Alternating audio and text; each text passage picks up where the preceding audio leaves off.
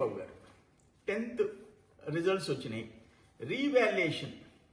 Revaluation మీద రాద్ధాంతం చేయటం 18% దాంట్లో ఆ స్క్రిప్ట్లకు సంబంధించి మార్కులు వచ్చినాయి 18%. దాన్ని జగన్మోహన్ రెడ్డి స్టేట్మెంట్ ఏంది, వైసీపీ సోషల్ మీడియాలో వైరల్ చేయటం ఏంటి నెగిటివ్గా?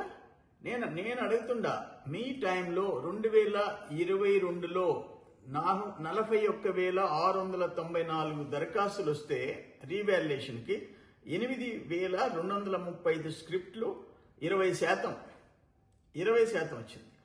2023లో 61,887 దరఖాస్తులు వస్తే అందులో 10,987 స్క్రిప్ట్లు 18%. మీ టైంలో 24లో 55,930 17%. ఇప్పుడు 25లో 66,363 దరఖాస్తులు వచ్చినాయి, 11,175 స్క్రిప్ట్లు వచ్చినాయి, 18%. అంటే మీ టైంలో 20% రావచ్చు, ఇప్పుడు 18% వచ్చింది.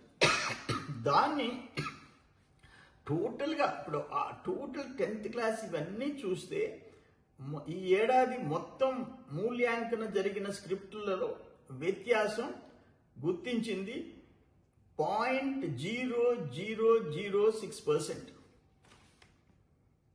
0.0006%. దీన్ని లక్షల మంది విద్యార్థులు మనసుల్లో అనుమానాలు రేకిచ్చే విధంగా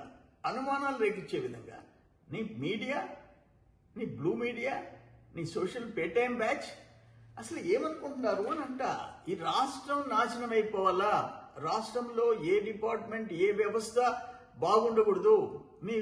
మీ బ్లూ మీడియా పత్రిక చదివితే, రోజు కానీ చదివితే రాష్ట్రం ఎంత నాశనం అయిపోవాలా, ప్రజలు ఎంత దెబ్బతినిపోవాలా, అన్యాయం జరగాల వాళ్ళకి, మేము మళ్ళీ తిరిగి అధికారంలోకి రావాలా, రాష్ట్రం బాగుండాలా, మేము కూడా రావాలని కాదు, రాష్ట్రం నాశనం అయిపోవాలా. ఇటువంటి దుర్మార్గపు ఆలోచనలు ఒక రాజకీయ పార్టీకి, ఒక ముఖ్యమంత్రిగా పనిచేసినోడికి వస్తున్నాయంటే ఇంతకంటే దురదృష్టం ఇంకోటి ఏముంది? అందుకనే ప్రజలు గమనిస్తున్నారు. మిమ్మల్ని ఆఖరణ ఆ సైకిల్తోనే కొట్టారు మిమ్మల్ని. ఇప్పుడు సైకిల్ కింద పడేసి కొట్టారు, ఆ సైకిల్తో పడేసి కొట్టారు, 11 సీట్లకు పరిమితం చేశారు. నీ కడప జిల్లాలో 7 సీట్లు మేము గెలిచాం, 3 సీట్లు.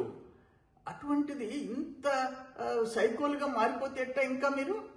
ఇంకా బుద్ధి రాదా మీకు? ఎంతమంది తప్పులు చేసిన వాళ్ళు రుజువైపోతుంది. ఒక మద్యం దగ్గర నుంచి లిక్కర్ స్కామ్